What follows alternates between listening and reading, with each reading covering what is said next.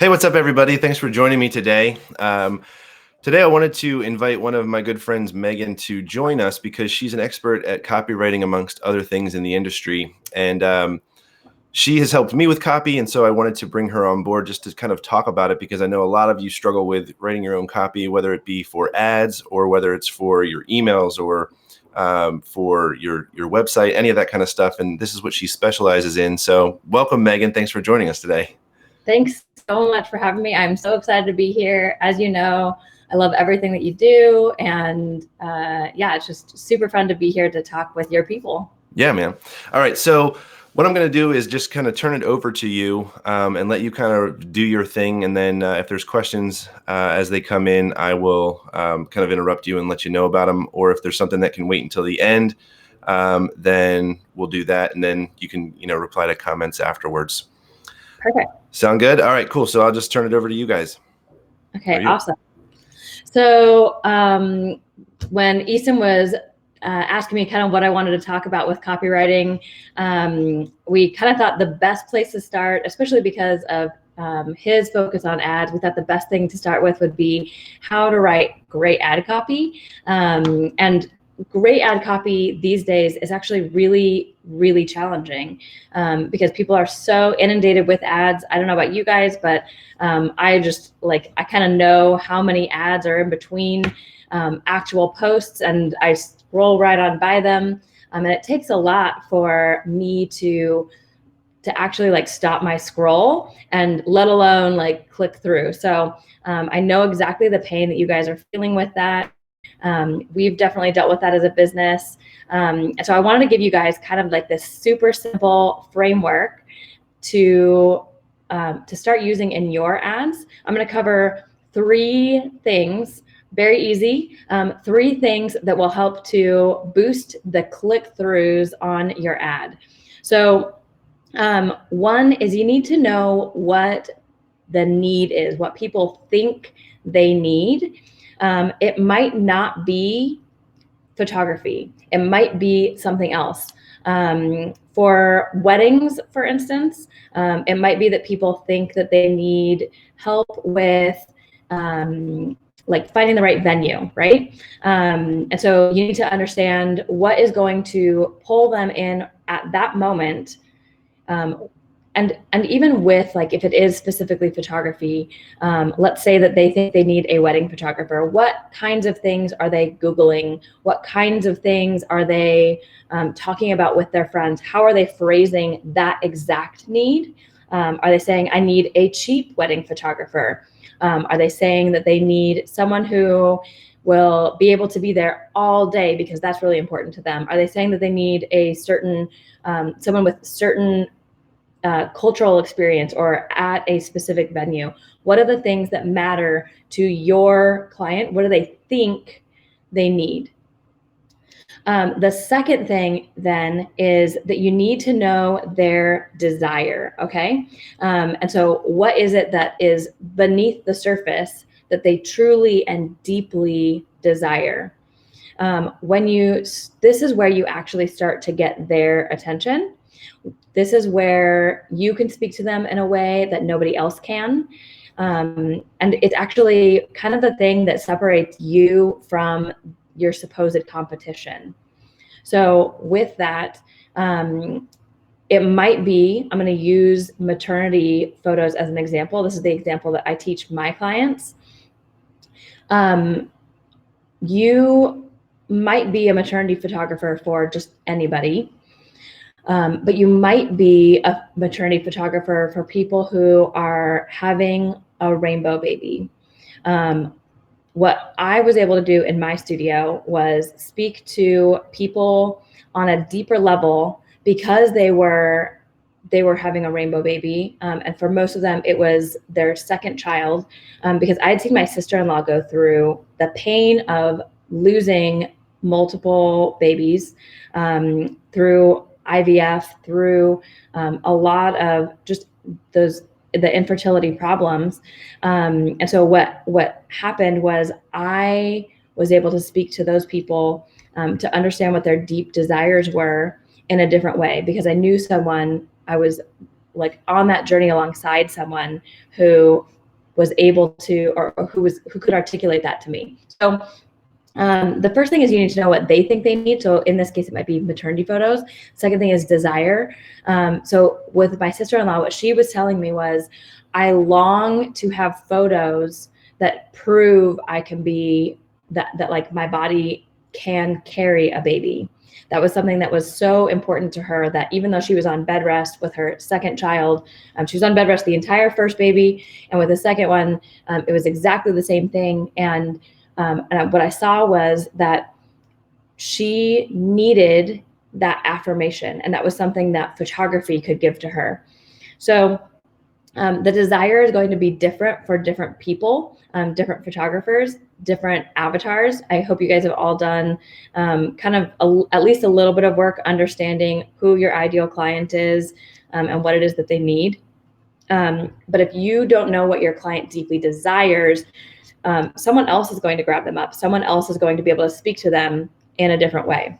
So those are probably the two most important components for writing your ad, because you need to be able to write your ad copy in such a way that it makes them believe that you can help them achieve their greatest desire.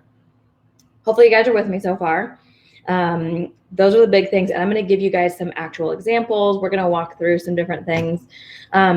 The third thing is, and this is where it gets tricky, because as you guys know, Facebook is, they're being very watchful about what is happening on through Facebook ads, what they're approving and not approving. And so this third one is, you got to be careful with it, but it's, what do they fear? What is keeping them up at night? It, again, may not and probably doesn't have anything to do with photography. But let's use the example of your wedding couple. Are they afraid of the cake falling? Are they afraid of how their guests are going to react in a certain situation? Are they afraid of what their mother-in-law is going to say at a certain point? So for whomever you want your ad to be targeting, you need to know what it is they fear, because you won't be able to win them over with that desire unless you show them what that they can overcome that fear. So this is not the situation where you want to be fear mongering, where you want to, those, like, I think it's Allstate commercials, where it's all about like the break-in and how if they had Allstate, they could have avoided that. It's good marketing and it works, but that's not something that you can do on Facebook, and you actually don't even need to do it. You just need to know what it is they long to avoid. So the first thing was the need, what it is they think they need. That one's very straightforward. It's what they would type into Google. It's what they would say to a friend. It's what they will say to someone who knows you, and they'll say, I know the person for you. The second thing is the desire. That is what their heart longs for, what they deeply, deeply want. And then the third thing is the fear. It is what they want to avoid and what they will do at all costs to avoid. Whether you guys know it or not, you will work twice as hard. It's actually been measured at over 4 times as hard or 4 times as quickly to avoid pain than you will to create pleasure. Your clients are exactly the same way. This is every buyer on the face of earth wants to avoid pain. And so if you can show them through your ad copy that they can avoid that failure, that fear, that embarrassment, whatever that might be for them, that is going to be the turning point for your clients. So with your ad copy, what you want to do, specifically with the fear in mind, is you want to help them overcome that. You want to show them what is possible. This would be probably what we call like the dream, is like the combination of all 3 of those things put together. You show them, I can meet your need. Through that, your greatest desire will be achieved, and you will not have to fear this, whatever it is that you're fearing, anymore. The big component with this is you need to have a headline that kind of addresses all three. So they need to know that you are going to be able to meet their need with, so this is your headline is going to meet their need. And it's also going to speak to them from a desire standpoint in a way that that no one else is speaking to them. No one else is getting below the surface. If you just address the need, there are a million other people who are also calling out to them, right? We've seen this just in like Google ads and in Yelp and on websites. Everyone is kind of saying the same things, right? It doesn't actually compel them to click or to make any kind of forward progress. What you want is for them to just read more, and through that copy, so the headline needs to grab their attention. It needs to say, like, I can meet your need and more. You're going to employ in that part both the need and the desire. In the like paragraph or two underneath that, you want to give them something really tangible as far as overcoming the fear and meeting the desire. And then you want to wrap up with kind of pulling all three of those together and creating the dream for them. You have to show them that what you will do is going to meet that dream. So I would love to kind of like workshop this with you guys. I think I've got like the chat up here. Somebody just holler out what they are, what they're doing in terms of like what are you photographing? What do you want more clients for? I know there's also like a little bit of a lag. Yeah, I want to come in real quick and just while we're waiting for somebody there, I want to talk about one thing that you mentioned, because those three core components are so key. And one thing that we teach here is the consumer buying process and understanding where people are in that, right? And so we explain it a lot, like if I was driving down the road and got a flat tire, I'm all of a sudden problem aware, right? I know I need to fix this situation. And if like with boudoir photographers or clients that are looking for a boudoir photographer, those people are not problem aware typically, right? But a wedding photographer or somebody that's seeking a wedding photographer, once they get engaged, they are problem aware. And so the communication needs to be different. And I love how you sort of put those things together. Yeah, awesome. Boudoir is a great example because I think that on some level, people are problem aware. They're just not solution aware, right? So the problem that we have to be speaking to when we're talking to boudoir clients or our prospective boudoir clients is a little bit more about like their self-image and how they feel about themselves. So everyone knows, yes, Easton is wearing a BC shirt. I'm not, dang it. I don't know who that is because I can only see, I can't really like see, but anyway. That's it. Oh, sweet. So yeah, I totally lost my train of thought. Oh, with boudoir. So they know that they don't feel about themselves the way that they want to feel about themselves. So with their copy, you want to just put a name on that. So when you are, that's like a really good point. I'm glad that you brought that up, Easton, is people a lot of times know that something is wrong, right? With boudoir, they are longing to have self-confidence that they think other women have, but they don't have that themselves. That's something that they are missing. And so you can call that out. You can say, do you long to be as comfortable in your skin as the other women you see? And don't use that. That's not actually how I would phrase that. I would workshop that line a little bit more, but you want to be able to speak to them in that way. Somebody says, so you should show them a problem and then give them a solution in boudoir. Exactly. So it actually, boudoir is just the vessel, right? There are probably 100 ways that they could improve their self-confidence. You have to show them that boudoir is the one that they have been looking for. Boudoir is a great example because I think that if you can move someone from that, like, I totally have no idea what boudoir is, that place, to boudoir is the actual best thing, and it solved my problem and it changed my life and it transformed me as a human. That is like the mark of a really, really good photographer, someone who is in it for the experience and for what it does. And that's something that every wedding photographer can learn from, every family photographer can learn from. It's kind of the ultimate journey. So yeah, I love that.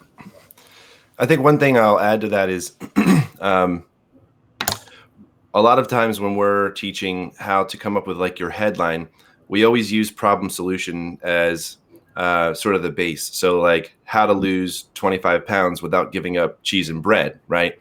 That would be huge because everyone knows that if you're going to diet, you pretty much can't eat bread and cheese. But if you found out a way how to do that while you can still eat bread and cheese, that diet is going to be amazing, right?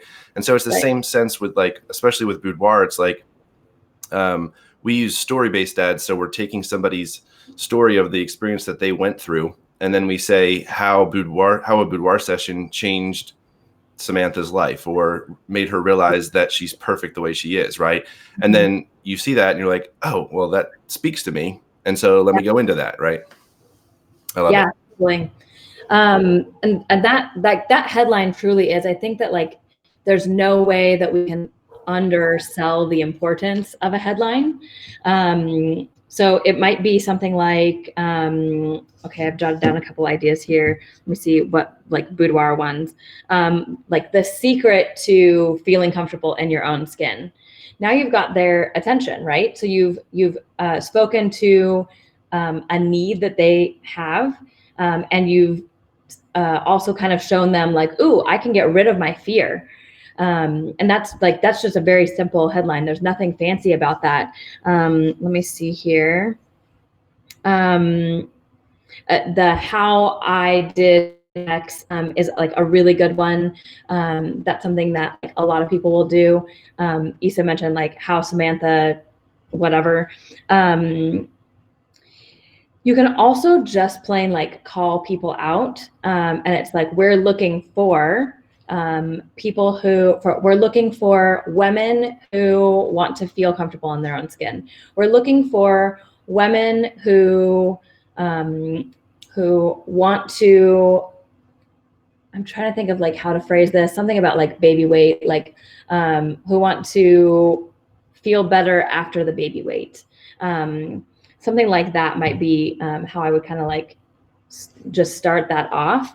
And then you have to, like, create kind of like a promise in there for them.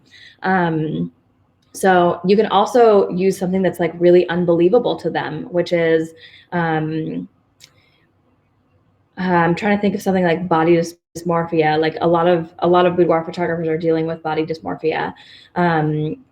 So a body dysmorphia, a woman with body dysmorphia cries tears of happiness at her own pictures. So something like that might be kind of how you can, like, really start to trigger people. Oh, like, interesting. With headlines, I always recommend that you go out and buy tabloids. It sounds kind of crazy, or at least look at them while you're standing in line at the supermarket, if that's something that if you do still go to the supermarket. But you want to create that kind of, like, grabby moment for them that makes them think, oh, well, if that person can have that, maybe I can have that. It creates a promise for them. It teaches them that there's something here for them specifically. Let's see here. We also have some maternity and newborn. So yeah, maternity and newborn are going to be really similar. Now, they have a while leading up to. There's no like surprise, aha, you need this moment. They're thinking about those things really early on. With maternity and newborn, you kind of have to nurture that a little bit. And so like ads are a great way to get people into your ecosystem. One of the things I absolutely love about what Easton teaches is ecosystem. It's not something that's just like, boom, ads, and like, that's it. And if it works, great. And if it doesn't, then I guess that was money wasted. Easton really creates this ecosystem that helps you pull people in, get people booked, but then turn those into bookings like later down the road as well. So I love that. Someone's asking about weddings. Yeah. Like what are the pain points that your people are dealing with weddings? Let me see if I've got some wedding headlines written down.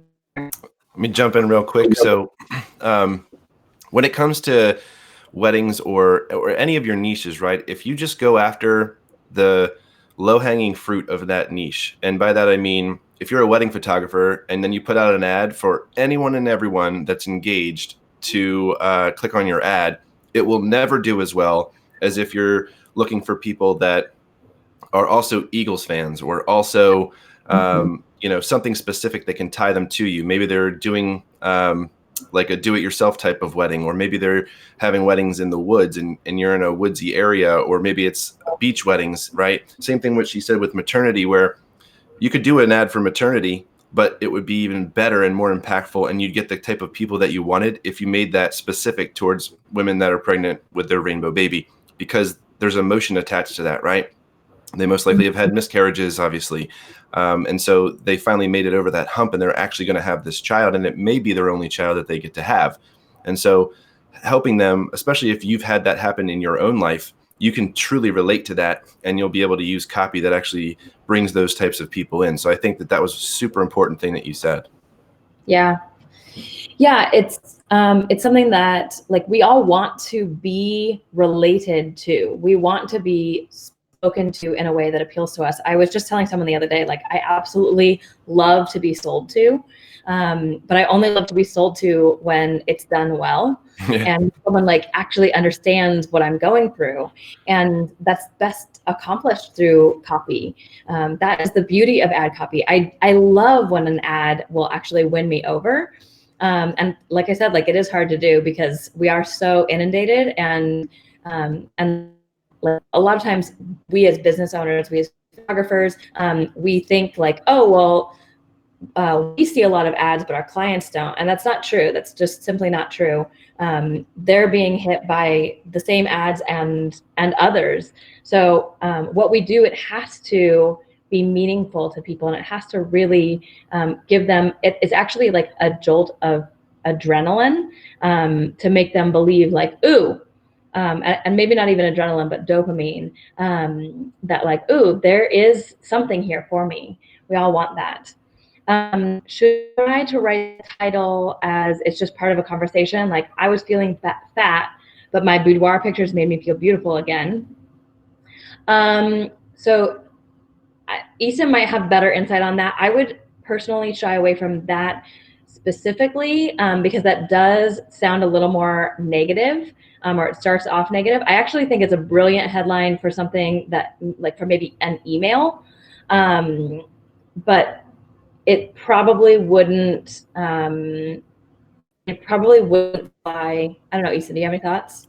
Yeah, I think in general, you have to shy away from any negative words. So you can't say, is wedding planning stressing you out? You can't say something like, I was feeling fat. Nothing can happen like that. It has to be switched a little bit to have a stress-free wedding by downloading our wedding planning guide instead of, are you overwhelmed with the stress of your wedding? So you have to kind of switch that up. Same thing with boudoir. I wouldn't ever, first of all, you probably don't want to ever throw that word around, especially in 2020, because there are so many different negative connotations that are just beyond what we're used to, right? And it's a really sensitive subject. So when it comes to boudoir, the best thing that you can do is allow someone to either borrow your confidence because you've gone through a boudoir session yourself, and then you write about it and you blog about it, and then you put a headline out there of how boudoir changed my life, right? And then that allows people to connect to you in an emotional way rather than a logical way. And when somebody starts to relate to a sale in an emotional way, they're much more likely to go ahead with that sale and also either be super disappointed or super ecstatic, right? Yeah. Because they're purchasing from that emotional state. So you better make sure that the experience of working with you is also amazing so that that doesn't turn into a negative. But that's kind of my 2 cents on that. Yeah, I'm glad you chimed in with that. I'm definitely not an expert at ad copy, like what to avoid there. So I definitely thought you'd be the right person there. But to answer the question, as far as like the conversational nature of it, that a lot of times can be a really brilliant way to pull people in. Is almost like they've walked by you and a friend conversing, and like, what is it that they overhear that makes them stop in their tracks? If you kind of think of it as like something that's happening at a party, is there something that they'll kind of like stop and hear and be like, I'm sorry, excuse me, but what was it that you were just saying? So if you think about what would stop you in your tracks, what would have made you feel really great there in that moment? Obviously, it's not going to be, you don't want to use the fat line, but there are other things that motivate women to do boudoir. And in fact, in my experience, it a lot of times doesn't have to do with like what they like with their body weight as much as it does with them wanting to see themselves through the eyes of their friends, them wanting to pamper themselves, them wanting to see what their husband sees. Those are the kinds of things that really motivate buyers in my experience with boudoir. Yeah. I think another thing is that vulnerability is the one thing in this world that sells better than sex.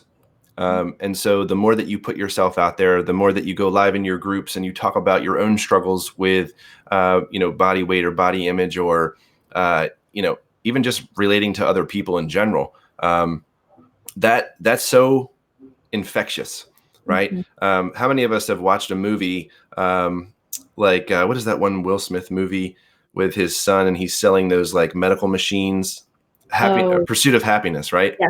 Mm-hmm. You watch that movie and you end up being moved because it's real life. And so many people have felt the way that he feels in that movie of trying to provide for his son, right? And so when you take that into account and you realize, oh, you know what, this probably affects everyone the same way, or at least very similarly, that's a good topic to then be able to use for an ad. Yeah, absolutely. And you might also find, I'm glad you mentioned that, like a lot of boudoir photographers have groups. And you might find that there is a specific post that resonates with people. Figure out what it is about that made people comment on it, that made people message you afterward, and basically what it is that moved them, and write an ad based on that. You don't have to reinvent the wheel every single time. Yeah, love it. Let's address some of these other questions as we sort of start to wrap up here. I don't want to keep people too long. It looks like we have one person that says they wrote copy about a snowball fight, and they want to know if they can use the word fight. I probably wouldn't. I would say a snowball competition. Can this work for selling high-end paintings? So I'm not sure. I mean, I would think that correct copy could work to sell paintings. I don't know if you can sell high-end paintings on an ad. I think you could probably get somebody in the door to your company to then show them your worth and your value, and then have proper email sequences on the back end to kind of take them through and show them that not only do you do beautiful family portraits, but then you also do paintings of them as well. That's probably more of the process, because for the most part, someone's not going to buy a $10,000, $5,000, $3,000, even $1,000 product by just seeing an ad and clicking on it and not doing anything else, right? They're going to need to know more about your brand, know more about the quality of work, all that kind of stuff, and probably going to go see some reviews if it's a higher ticket item. What do you think about that, Megan?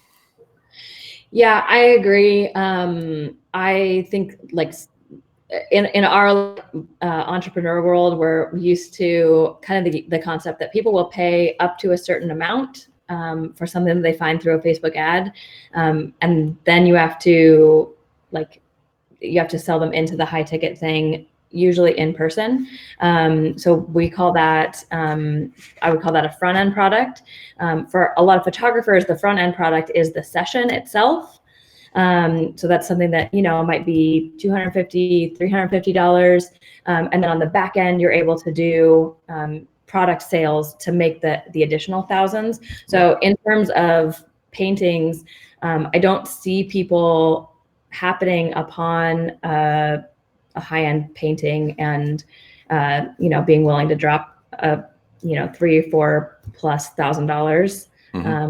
That said, it might happen, but I don't think you would get your ROI on that. That's for sure. Yeah. All right. Next one was, what do you think the best grammar checker?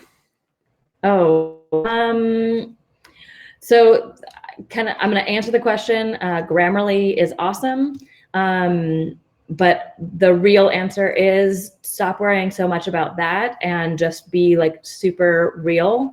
As Easton was saying, vulnerability, and that's having the courage to be yourself.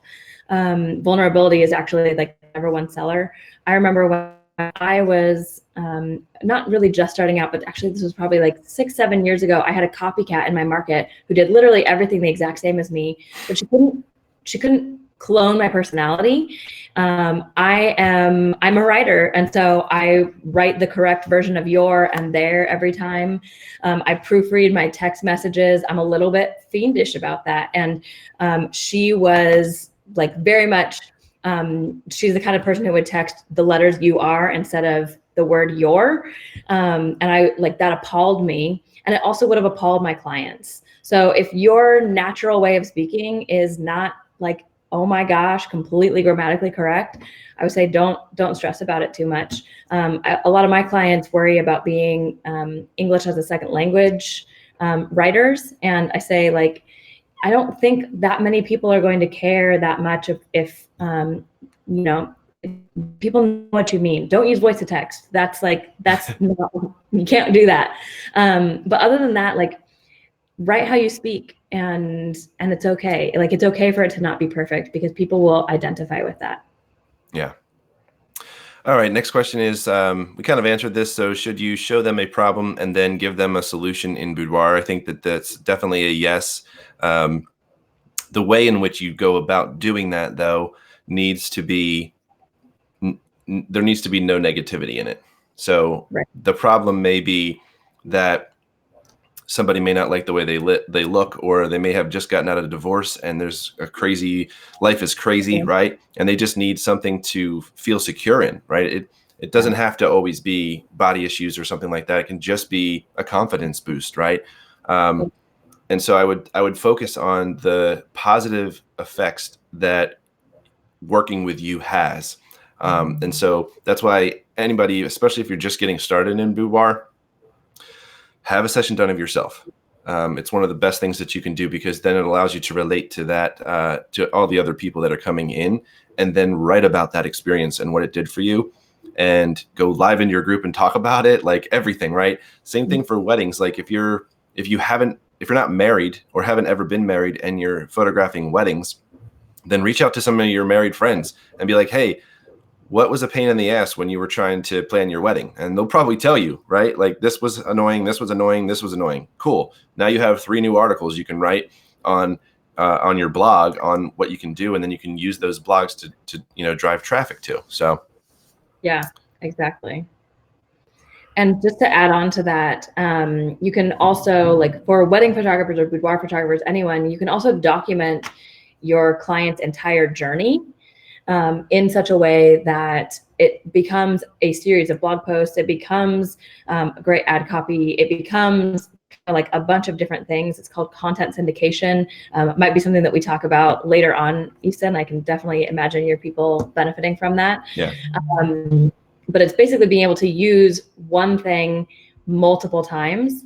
And it's super useful. And you can just do it by saying, like, to your favorite wedding couple of the year, hey, would you guys be willing to like kind of be my guinea pigs for this? And people are so flattered by that. I use that so many times in my studio. Everyone loves to be kind of like your favorite, the people who are going to be seen by everyone else. Everyone wants that. Yeah, I love that. All right, Brady said, two of my favorite people. Brady. With fire, love Brady. Okay, I'm trying to give information, educate my lead instead of sell them. Is that the way I need to be heading? And at what point should I say, hey, I'm for hire? That's a great question. Do you want to take that first? Yeah, sure. So that is a really great question. I teach my people that it's like 80 to 90% education, and I actually think of it as growing my clients into the people I need them to be to buy from me. It's not necessarily educating them, because you can educate people to death. But most people, if they haven't bought from you, it comes down to them not being the kind of person who is ready to buy from you. And so what are the objections that I'm getting that I can help them grow in those areas? For instance, a lot of times people think that it's about money. And so what can I do to educate my clients that, like, spending $3,000 or $4,000 or $5,000 on your boudoir session is exactly what you need to do for yourself, even though it feels counterintuitive. Mm-hmm. Yeah, I love that. The question, but no. So for me, my approach would be absolutely. You need to be putting out a lot of this information that helps to position you as the thought leader, right? So let's say, for instance, weddings. Well, most people haven't gotten married, so they don't know that doing a receiving line at the wedding is going to eat up 45 minutes of their wedding day, and they could be using that time for something else, right? They don't know. They may not know that their best friend is going to all of a sudden be overbearing and want all the pictures taken in this like super, direct sunlight, not like good place, right? Yeah. And so then they start telling you like, hey, we want pictures over there. And you're like, you? Because we talked about this, but like Sally over here is going crazy, right? So these are some things where you do what's called positioning yourself as the thought leader, and you put these types of things out there that are informational to them. And you do that for, always. You always want to be doing that. And occasionally you ask for the sale. So for instance, maybe running a video of a client testimonial talking about how amazing it was working with you, and, naming a couple things. Then you can retarget people that watch that video with a actual offer. Maybe it's a discounted session fee, or maybe you're only taking 10 sessions for the month of March and you have a couple spots left. The way that those ads work in tandem with what you're talking about here is there has to be a sense of urgency and a sense of scarcity. So saying I only have 10 sessions left and this is a flash sale, so it's only going to be alive for 12 hours, right? Those are the ways that you convert people into the bookings after they've been exposed to your brand and gained value from you. So if you just put out something and there's no value attained, then they're never going to interact with your brand again, or they're not going to be likely to book with you or anything. But when they learn something like, oh, that's a good idea, I should, not do a receiving line at my wedding because that's going to be annoying and I want time for pictures, right? So those are helpful things. Don't just blog your sessions. Put out there some actual information for people in your niche and position yourself as the expert. Yeah. All right. How do you educate them about investing $2,000 to $3,000 in boudoir? Keep that in the email sequence part of the ecosystem, or mention it in the ad itself. What would you say? I would say neither. Definitely neither. Yeah, I would say the same thing. You have to get to the point where you're able to speak to that, right? Yeah. I don't want to cut you off. Go ahead. No, this is sort of like, it's venturing into sales for sure. But kind of the most important thing is, if you want them to buy from you, and you have no regard for whether it is the best thing for them or not. I actually, this is fresh on my mind because I just created a tool for my clients on this. It's considered like professional malpractice. Imagine walking into a doctor's office and before they've asked you anything, they write you a prescription and are like, here you go, and they walk out of the room. So telling someone, okay, you need $2,000 to $3,000 worth of boudoir photos before you talk to them is frankly absurd. But for some reason, as photographers, we think that this is okay. And like, I don't know, I'm not about that. I'm about sales being service. And everything that you do needs to speak to that. So for me, it's neither, because that's not the best way that I'm going to serve them. That said, you can start creating anchors in your process, in your messaging, that will help them to understand what an investment, what it's going to look like. But that's not something that I would just like boom drop, like, hey, this is $3,000 out of your pocket, right there up front in the ad. Definitely not in the ad, and like not in the email sequence, but definitely not in the ad ever. Okay. Yeah. I agree. And I think that when you're asking someone to spend $2,000 or $3,000 with you, it has to be at least a phone call, if not in person. And you can definitely lead them down that road through some of the emails, maybe talking about some of your pricing, maybe putting your packages out there. But I wouldn't do that until they've been impacted by something that's more emotional first. So maybe they've seen a blog post of a testimonial, or maybe they watched your own video of you in the group just talking about what your own session did for you, right? Because people won't pay for something they don't value, but they will pay an astronomical amount of money for something that they think they need, right? And so you have to create the need first. And with boudoir and a lot of the other niches aside from weddings, there isn't an innate need already built in. You have to make them aware of the fact that this could impact their lives. Yeah, 100%. All right, we'll do one more. In weddings, how would you lead into calling them? Eason, you gave a couple great examples. You know, how to plan a stress-free wedding. I guess I would start to speak to the pain points, but turn that around in a way that that is positive, because like with ad copy, you do need to make sure that you're being fully compliant to Facebook. So just think about some of those fears that people have. Are they afraid that they're going to be disconnected from their partner, their fiance, during that time? I remember when I was engaged, and like I felt like I was spending so much time wedding planning that there was like this widening gap for us. So like, can you speak to them in that like emotional way, like stay connected to your fiance through the like wedding planning craziness, or right, like something like that. Like that's kind of like a fun thing that would absolutely cause me to click on it, you know? Right. Yeah, as far as calling, you basically have to keep putting out there like the really amazing things, right? The content that actually helps position you as the thought leader. And getting them on the phone needs to be a call to action. That's just simply what it comes down to. And a call to action could be a button in an email, right? Maybe saying, hey, click here to set up a call. You know, if this story spoke to you, or if you're having trouble with your wedding planning, you know, we know most of the vendors in the industry and we can recommend somebody for your video, right? Even though we don't do video. So it's going above and beyond too, and servicing the actual need that you can see that they have, beyond what they believe their need is. And the more you do and act in your own niche, the better you get with that, because people are going to ask the same questions over and over and over, right? And they're going to get stuck on the same things over and over. So getting them on the phone needs to be a call to action type of thing after they've been given value first. Right. Up front.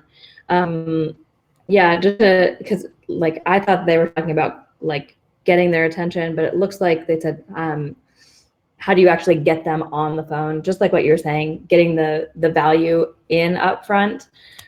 It's really about, you want to be upfront. You don't want to trick them into a phone call. It's not like, oh yeah, you want to talk about how you feel disconnected from your person. Like, perfect. Like, let's get on the phone. But it is like, you do need to position yourself as like, my service and product solves this issue that you already have. And like, the only way that we can figure out if it is the right fit is if we get on a phone call, if we have a consultation. Right.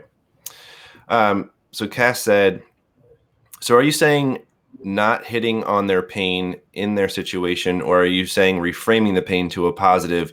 Can you give an example? Joined late. Sorry if I missed it. I see a lot of negative posts, including my own, do really well.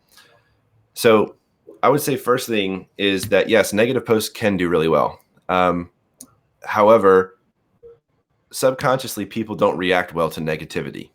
And so I know a couple people that are photographers that built their brand on negativity. And they, in my opinion, will never succeed past a certain point because they're limiting their audience so substantially by being negative all the time. But when it comes to Facebook ads, you can't be negative. So you have to come up with a solution for that, which is reframing that pain to positive, like you asked. And we've given a couple different examples of that on this call. So feel free to go back and watch the replay for those. But yeah, I think that's important to note. You can definitely be real and say, I hated the way I looked in your group, right? And this is what helped me to turn that around or whatever. That's impactful for sure. But you just can't do those using ads. So I would definitely shy away from that. Yeah. All right, let's wrap it up. Megan, first of all, thank you so much for joining me.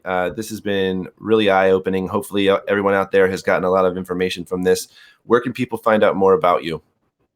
Probably the best place is our photo business success group. So if you type photo business success into the Facebook bar, that is our group. And that's pretty much where we are most active, I would say. Awesome. And what else do you specialize in? What do you help photographers with besides copy? So we help photographers to build thriving businesses so that they can really just love their lives more. We do that by improving their sales, by improving their marketing, but most of all, like their messaging, and just kind of like helping them to build everything on really just what we've been talking about today, is like that core message and being able to speak to their clients in a way that that makes them connected and makes them eager to buy more. Very cool. Love it. Well, guys, if you've gained anything from this, give it a like. And if you need if you have any questions that come up that we didn't get to answer, or you're watching this on a replay, feel free to go ahead and put your comments down there with the questions, and Megan or I will get to it as we can. But Megan, thanks again for joining me, and I hope everybody enjoyed this, and I will see you guys all next time. Thanks, Easton. Thanks, guys. See ya.